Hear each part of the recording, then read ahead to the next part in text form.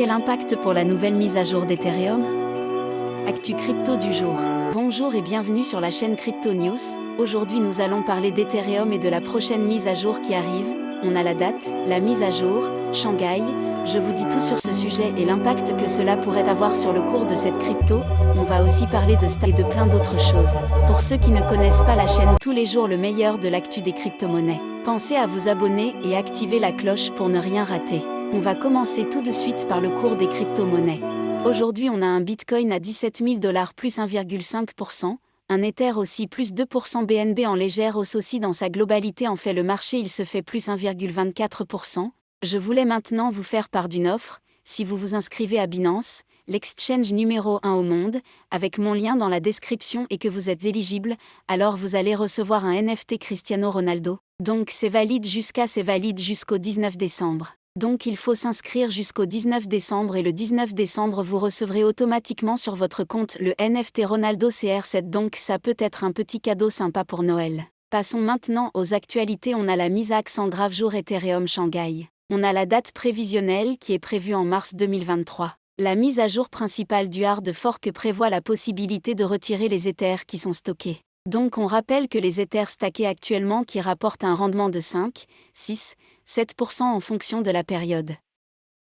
Ce sont des Ethers qui ne peuvent pas être retirés et tous les validateurs qui valident, ceux qui ont 32 Ethers minimum pour valider les transactions sont bloqués jusqu'à l'implémentation de cette fonctionnalité. Et donc il y en a certains qui les ont depuis plus d'un an, voire 2 ans. La bonne nouvelle c'est que ça arrive vraiment beaucoup plus tôt, ce qui était prévu depuis toujours. Soit 6 à 12 mois après The Merge, comme il a eu lieu en septembre, on n'est plus autour des 6 mois que des 12 mois. Est-ce que maintenant ils vont respecter cette date de mars?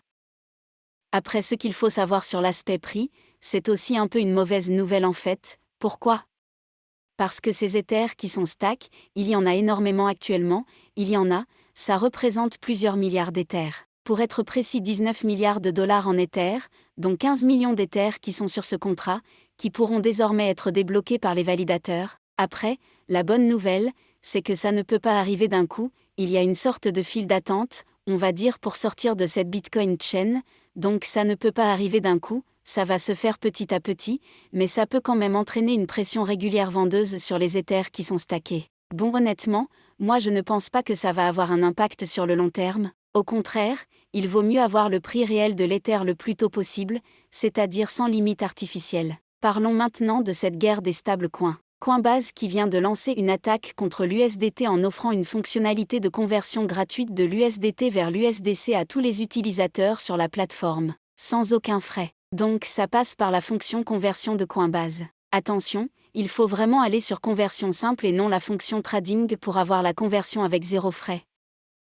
Après c'est pas garanti que ce soit du 1 pour 1, parce que c'est en fonction du prix du marché quand vous allez échanger les USDT contre les USDC, mais généralement c'est très proche de 1. Ils sont clairement en train de dire « Venez passer à l'USDC dans le stablecoin le plus réputé dans lequel on a le plus confiance », et les événements des dernières semaines ont montré qu'il y avait, on va dire des risques, ils profitent un peu de tout le buzz autour de FTX, de la perte de confiance au niveau des cryptos. C'est normal, on n'oublie pas que Coinbase ils ont cofondé USDC avec Circle, c'est leur stablecoin. Binance a fait la même chose, avec une sorte de conversion automatique de son stablecoin le Binance USD, BUSD. Donc c'est un peu de bonne guerre, on va dire les grosses plateformes sont en train de pousser chacune leur stablecoin. Je voulais maintenant vous parler de la Gnosis Chain, qui a été lancée maintenant depuis un certain temps, c'était anciennement XDAY, ils viennent de réaliser The Merge aussi, donc ils ont mergé sur leurs divers blockchains, avant, ils étaient en Proof Authority avec pas beaucoup de validateurs, une vingtaine validateurs, là, ils sont passés, on va dire en Proof of Stake similaire à Ethereum sur plus de 100 000 nœuds, du coup, ça, c'est beaucoup plus décentralisé, c'est une bonne chose et ça s'est ressenti au niveau du cours du token. Maintenant, je voulais vous parler de FTX. SBF qui a finalement accepté de venir devant le Congrès, s'expliquer la semaine prochaine aux États-Unis sur toute l'affaire FTX, c'est quelque chose que les gens lui ont demandé de faire. Au début, il a refusé et finalement, sous la pression, il a accepté de le faire. Le Congrès pouvait le forcer d'une certaine manière de le faire venir, mais ça aurait été plus compliqué, finalement, il accepte de venir volontairement. Après bon, il donne des interviews un peu partout, là, il va faire la même chose, je pense au Congrès. Je ne sais pas,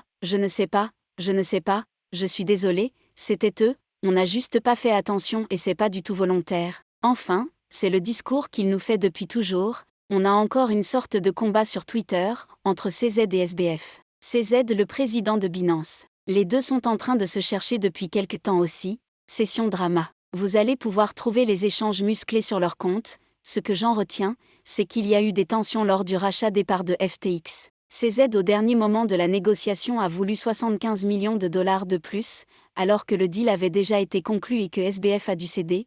Parlons maintenant de la plateforme OpenSea. J'ai deux nouvelles sur OpenSea. La première, c'est qu'ils sont encore en train de changer leur positionnement sur les royalties, ils n'arrêtent pas de changer sur ce sujet. Ils avaient lancé un outil pour pouvoir forcer la mise en place de royalties, ils ont été critiqués sur le sujet parce que c'était trop contrôlé par OpenSea. Finalement, ils ont dit OK, on va essayer de décentraliser tout ça en faisant un partenariat avec plusieurs autres sociétés et ils s'attendent à ce que divers projets les rejoignent pour mettre en place cela tels que Locrar, Blur, SudoSwap. Et l'autre point, ils décalent en fait à janvier la date limite pour utiliser cet outil pour les nouvelles collections qui vont se lancer. Parce qu'ils avaient annoncé initialement en novembre, finalement, ils décalent en janvier et ils remettent en place aussi la partie optionnelle sur les royalties. Bref, sont en train de se chercher, ils ont un discours confus sur l'aspect autour des royalties des NFT et ils risquent de perdre des parts des marchés.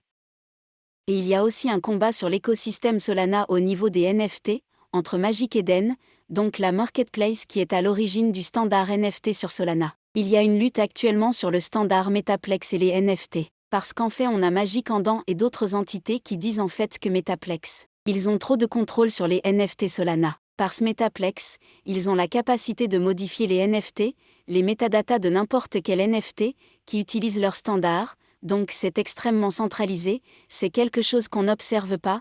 Par exemple sur l'écosystème Ethereum, avec comme le format ERC20, personne n'a la capacité de modifier les métadatas. Sur Solana c'est le cas bizarrement, du coup ils sont en train de dire il faut qu'on trouve un moyen de décentraliser tout ça. Dites-moi dans les commentaires ce que vous en pensez. Imaginez même un piratage de Metaplex la clé comme qui permet de modifier tous lesquels soient volés, il y a un problème, ça poserait vraiment un gros sujet. Donc voilà ce que j'ai vu sur les actualités crypto de la journée. J'espère que le contenu vous a plu, si c'est le cas, n'hésitez pas à vous abonner, de liker et on se retrouve dans la prochaine vidéo.